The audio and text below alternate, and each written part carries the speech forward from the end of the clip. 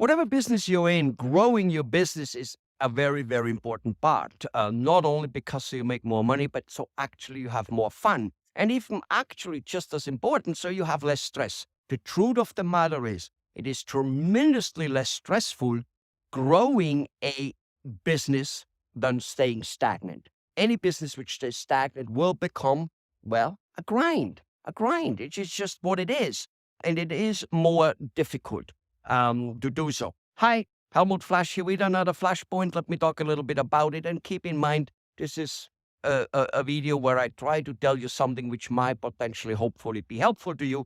And of course, do also let you know we have a service to help dentist doctors as well as other small businesses and large and middle businesses to grow their business. And no doubt about it, dentists is our bread and butter. Dentists is what I prefer. This is made for dentists.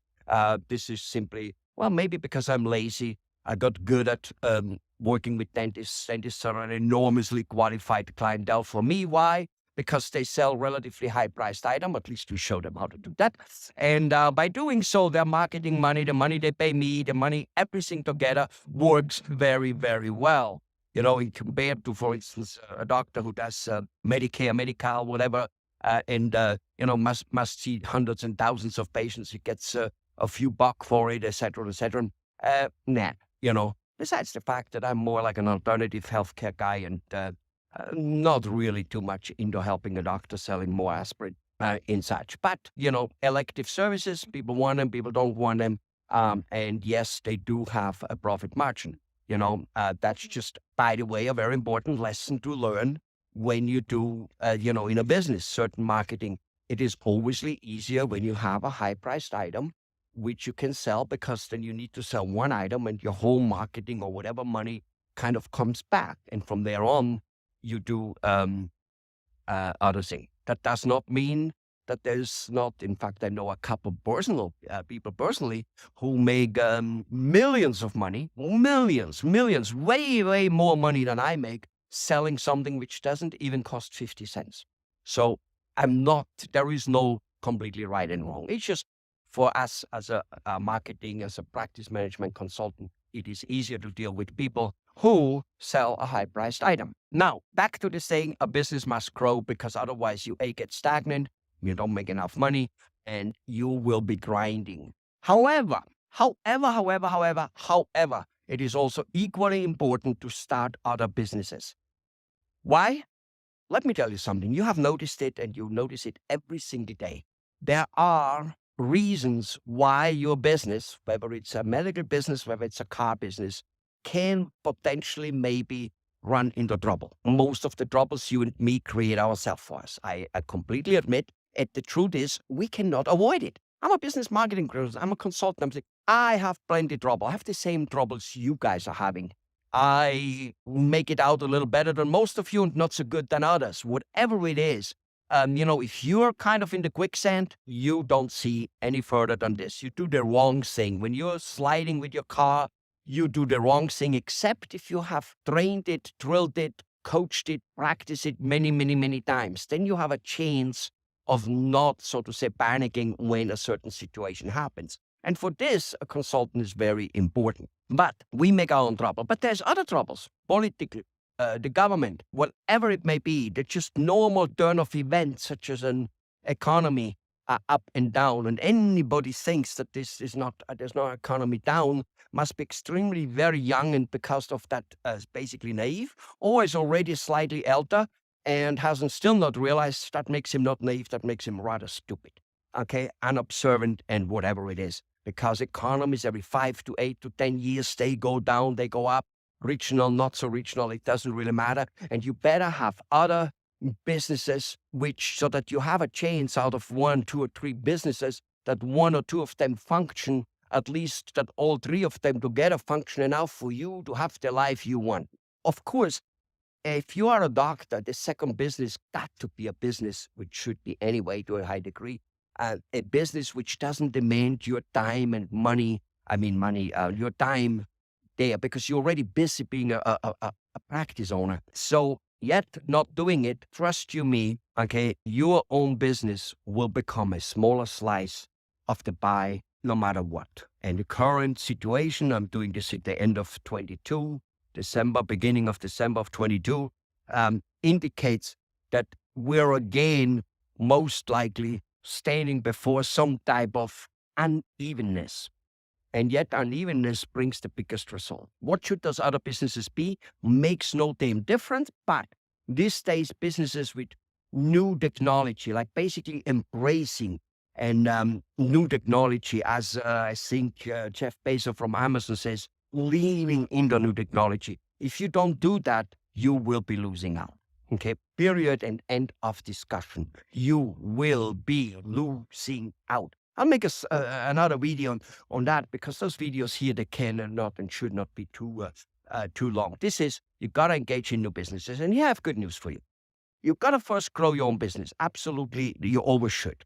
Every business should always be on a growing side, even if you don't need the money anymore, simply because otherwise it becomes a grind. And then once you start again growing, it kind of like is too late, because you probably missed, so to say, the boat, to some degree at least. Now, the new business, what about if you could, because you grow your new business, your old business, sorry, and then you do it with, of course, lots of new technology. By new technology, I'm not only meaning the internet and the high tech and all those things. Yes, of course, that is currently a new technology. I'm old enough where a wash machine was new technology. Absolutely positively, okay? So new technology is always just what is, so to say, new. Do you understand?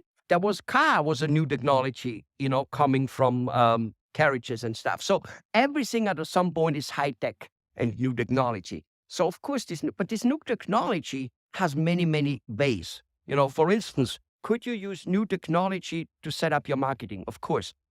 Could you use the new technology to set up your marketing so that, for instance, your recall, which always needs still human being, I keep saying in any and all videos, certain things in marketing didn't change for 5,000 years. Certain things change almost every month.